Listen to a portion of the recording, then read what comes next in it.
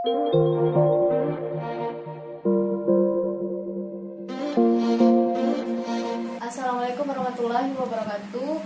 Baiklah, langsung saja di sini saya akan melakukan pengkajian data dan tindakan keperawatan di mana pasien ini baru saja terjadi kecelakaan dan dibawa ke ruangan IGD. Yang pertama, kita melakukan pengkajian data. Kita kaji head to toe dari atas sampai ke bawah, kemudian kita lakukan pengecekan nadi dan pernapasan, di mana nadi pasien yang didapatkan adalah lemah, yakni kurang dari 60 kali per menit, dan pernapasannya yaitu 12 kali per menit. Setelah itu kita melakukan pemeriksaan GCS, di mana pasien mengerang dan hanya membuka mata jika diberikan rangsangan. Kemudian kita jaga pasien agar tidak tertidur, kita panggil, Pak. Kemudian kita lakukan pantau TTV, di mana kita pantau tekanan darah, suhu, nadi, saturasi, pernapasan. Setelah itu kita berikan terapi oksigen kepada pasien agar pernapasannya stabil, di mana tadi pasien ini saturasinya cuma kurang dari 85%.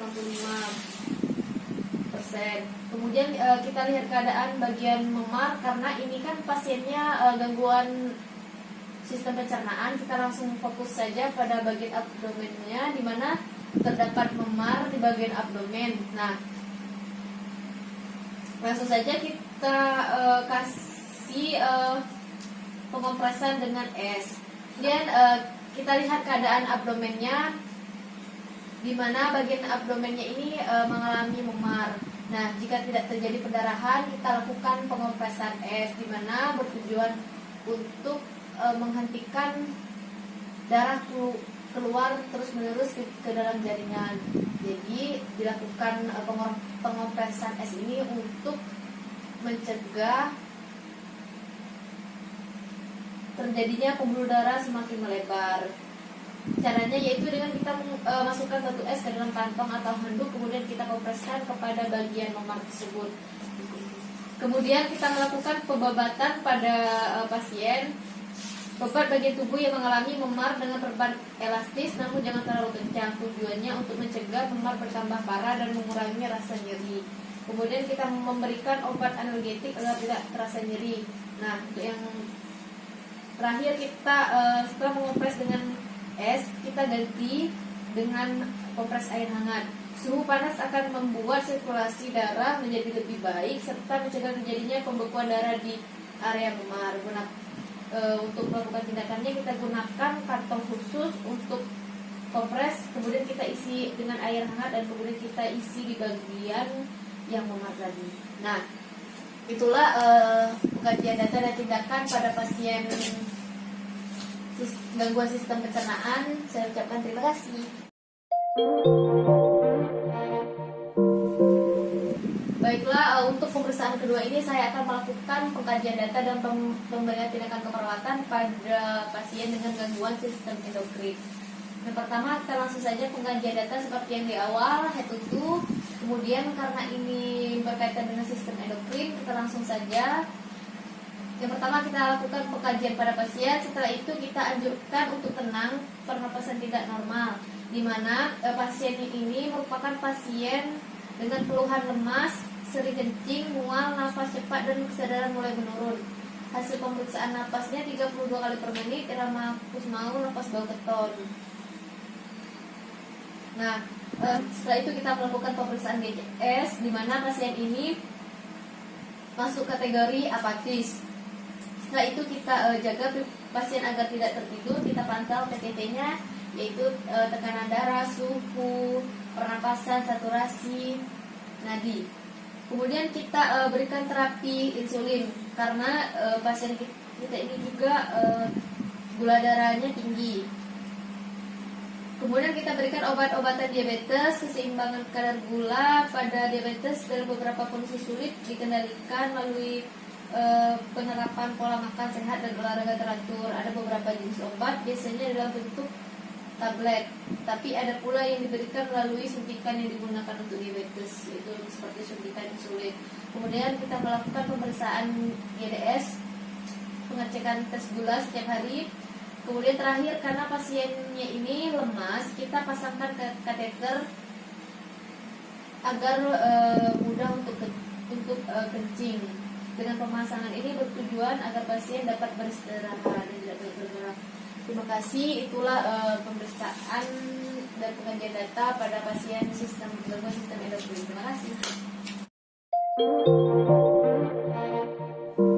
Baiklah, kita langsung saja untuk pemeriksaan yang ketiga dan pengajian data pada pasien dengan gangguan sistem imun, di mana pasien ini dibawa ke IGD dengan luka bakar. Pasien mengalami luka bakar di bagian depan, kedua tangan, dan kedua kaki. Pasien mengeluh nyeri pada area luka bakar dan skala nyerinya yaitu 9. Yang pertama, kita langsung saja melakukan pengkajian yang tutup. Kemudian kita karena pasien ini mengeluh nyeri, yakni nyerinya 9, ini mengakibatkan pasien ini menjerit-jerit dan menginginkan cara ampuh untuk menyembuhkan nyerinya. Kemudian kita langsung saja ke tindakannya, yaitu mengatur posisi klien di bed, tindakan supaya luka yang terlihat jelas dan mudah dilakukan perawatan. Kemudian kita mengatur posisi. Kemudian bila luka bakarnya tertutup, maka minta izin untuk membuka pakaian supaya luka terlihat jelas dan membuka pakaian dengan hati-hati agar mudah untuk kita bersihkan dengan menggunakan NaCl. Kemudian kita bersih luka dengan cara mengirimasi. Kemudian kita bersihkan luka dengan mengaliri NaCl tadi ke luka dengan meletakkan bengkok di bawah luka tersebut.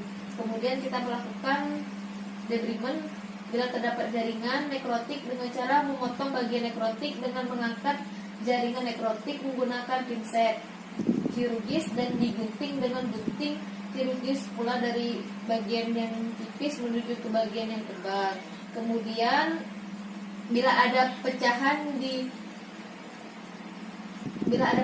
kita tusuk dulu dengan menggunakan jarum squid steril sejajar dengan permukaan kulit di bagian pinggir bula. Kemudian dilakukan pemotongan kulit bula dimulai dengan pinggir menggunakan gunting dan pinset kirurgis.